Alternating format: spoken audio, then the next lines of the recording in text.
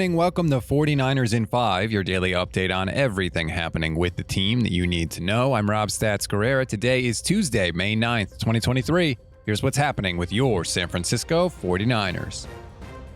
It didn't look like we were going to have any Niners news for a while, and you know the universe abhors a vacuum, so I present this from Ian Rapoport on the Pat McAfee Show. The Sam Darnold thing is interesting.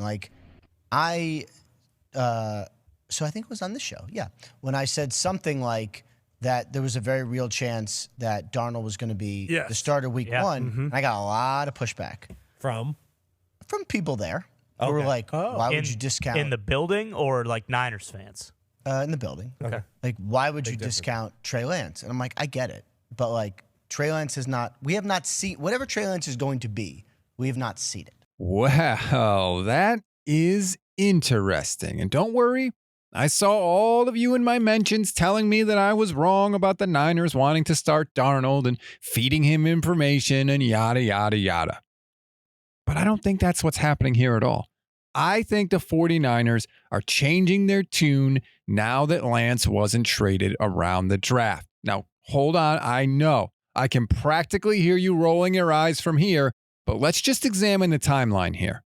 As far as I can tell through my research, the first time Rapoport said Darnold is the likely starter was on March 28th. The signing of Sam Darnold was so important. We do not know what Trey Lance is going to be. If he continues the trajectory that he's been on, and I think certainly it seems Sam Darnold will more likely than not be the starter going into the season, but there is an opportunity for someone to step in there and start a first couple games of the regular season for the 49ers. That was on NFL Network at the league meetings, again, at the end of March.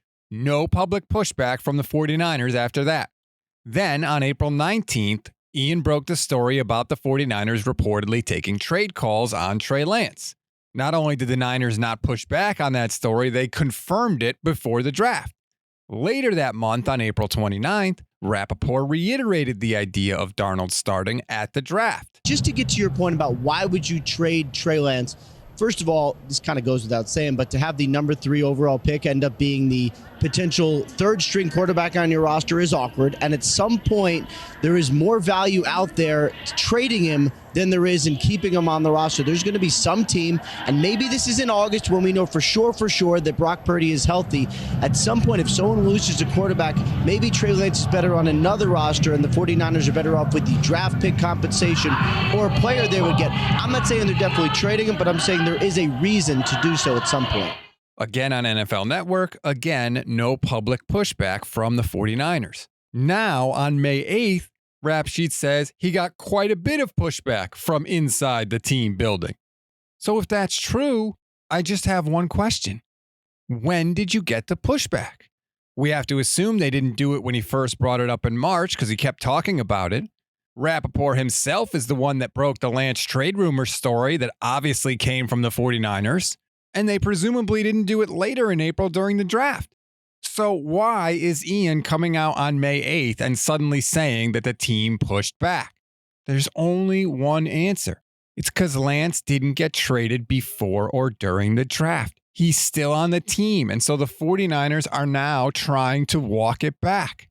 It's either that or Ian is just absolutely terrible at his job and blatantly ignored all the pushback for months, and then also was so bad at his job that he later told us about the pushback that he ignored.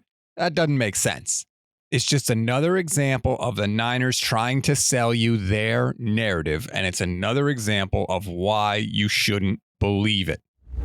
We always give you one thing to read, one thing to watch, and one thing you might have missed. One thing to read on this Tuesday, Dan Orlovsky said he's confident that Sam Darnold can get the Niners back to the NFC Championship game. You can read why at, surprise, surprise, NBCSportsBayArea.com. One thing to watch, the 2023 schedule releases Thursday, May 11th at 5 p.m. Pacific time. You know I love schedule release day. Michelle and I will be all over that on Friday afternoon. Also, Matt Mayoka tweeted that the team is unlikely to play overseas next season. One thing you may have missed, the Niners announced the signings of Marlon Davidson, a defensive lineman from the Atlanta Falcons, and tight end Tony Fumagalli to one-year contracts. That's a wrap on today's 49ers in 5. Please rate, review, and follow the Gold Standard Podcast Network. Enjoy your Tuesday, everybody. Stay tuned for the Bully Ball Podcast with Steph Sanchez and Jason Aponte. I'm Rob Stats Guerrera. We'll talk tomorrow.